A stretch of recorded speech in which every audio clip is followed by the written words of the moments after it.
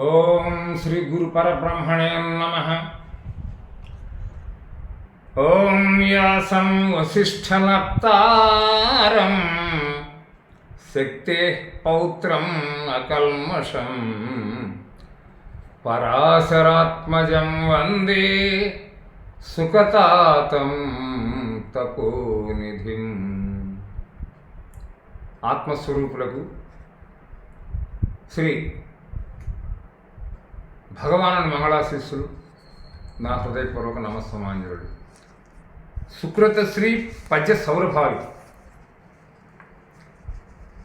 Gita Quran Bible వ్రాతలు కనుగొన్న అందు బ్రహ్మం ఒకడే, చైతన్యం ఆత్మతత్వం నా తత్వమే గొప్పదన్న లగుదురు సుకృతి. ఏకైక తత్వ విచారణ, దర్శనం, సోహంభావ నిష్ఠాగరిష్ట ప్రతిష్ఠితుండవైన ఓ సుకృతి విను. భగవద్గీతల యందు కానీ, ఖురాన్ నందు కానీ, బైబిల్ నందు కానీ, ఈ మూడు దైవ గ్రంథాల యందున్న పరమ పవిత్ర జ్ఞానబోధము ధర్మోపదేశములను పరిశీలించి ఆ దివ్య ఆత్మానుభూతిని పొందినచో ఒకే ఒక్క చైతన్య సహిత ఆత్మతత్వం దైవంగా దర్శనం అవుతున్నది. ఆత్మానందానుభూతికి అదే నిదర్శనం. కానీ నా అనుభూతియే మహోన్నతమైనది, నా అనుభూతియే అనన్యమైనది, గొప్పది అని గనకంటే అది ఇతరుల దానిని గురించి అహంకారుడు అని చూచి పకపక నవ్వుకుంటారు. ఇదే దైవాభిప్రాయాలకు మత కలహాలకు కారణభూతమవుతున్నదని తెలుసుకొని గౌరవంతో జీవించండి తెలియజెప్పడమే నా ఏకైక తత్వ నిర్ణయం. ఏకైకం పరబ్రహ్మం, అది ఒక్కటే ఉన్నది.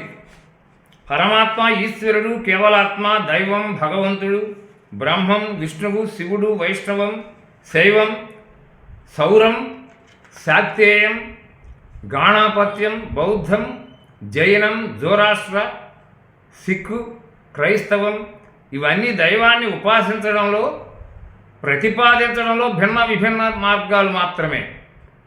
ఇంకా వేదాలు, ఉపనిషత్తులు, ప్రస్థానత్రయం, పాతంజలి యోగ సూత్రాలు, ఇతిహాసాలు, అవతార దైవాలు, పురాణాలు, మహామహా తాపసిక దైవాలు, సూర్యచంద్రాది నక్షత్రాలు, ఆకాశము, వాయువు, అగ్ని, వరుణ, భూమి, నవగ్రహాదులు ఇవన్నీ ఆరాధితములే. ఇవేగాక ఇంద్రాధ్యస్థ దిక్పాలకులు రంభ, ఊర్వశి, తిలోత్తమ, మేనకాద్య అప్సరసాంగనులు దేవతలే. మరి గరుడ, గంధర్వ, యక్ష, కిన్నెర, కింపురుషులు, ఉరగాదులు, చరాచర సావర దంగమాదులు అన్నీ దైవతములే. ముక్కోటి దేవతలు పూజనీయులే, సందేహం ఏమాత్రమును లేదు. అన్నం పరబ్రహ్మ స్వరూపమైనప్పుడు ఆకలి మాత్రం ఆ పరబ్రహ్మమే కాదన్నది ఏమున్నది? కాకపోతే అన్నం బయటిది, ఆకలి కడుపులోది. నేను తిన్నదే అన్నం, మీరు తిన్నది అన్నం కాదని అనడమే దైవాన్ని అనుభూతం చేసుకోలేకపోవడం అనేదానికి హేతుభూతం. పరమ మూఢత్వం. నేను అన్నం భుజించాను, నాకు ఆకలి తీరింది, తృప్తి చెందాను. ఇతరులు అదే అన్నం భుజించి తృప్తిని ఎందులోకేలా పొందలేకుందరు? తప్పకుండా పొందుతారు అనేదే అనుకోవాలి. ఇదే నా అనుభవానికి సరైన సమాధానం. నేనే పొందాను, ఇతరులది అనుభవమే కాదు అంటే అది అహంకారం. ఇది నెత్తికెక్కిన వాడు ఎవడునూ ఏ కాలంలోనూ త్రికాలములలో కూడా బాగుపడింది అంటూ లేదు. కావున ఆ పరమాత్మ నేనేను అనే అనుభూతి నొందుటే పురాకృత పుణ్య కర్మఫలం. మానవజన్మ మహోన్నత స్థితి. ఆ పరబ్రహ్మానుభూతిని సాధకులందరూ పొంది గురుచరణ సేవలో తరింతురుగాక. సర్వే జనా సుఖినో భవంతు, నదీనాం సాగరో గతి, ఏకం సత్విప్రా బహుదా వదంతి, తస్య భాషా సర్వమిదం విభాతి. ఆకాశాత్ పతితం తోయం యదా గచ్చతి సాగరం సర్వదేవ నమస్కారం కేశవం ప్రతి గచ్చతి మొదలైన వేదోక్తులు అన్నీ ఆ భగవంతుడు ఒక్కడే, మార్గాలు మాత్రమే వేరు అని ప్రవచించినవి, రుజువులు చూపెట్టాయి. ఇది సత్యం శివం సుందరం.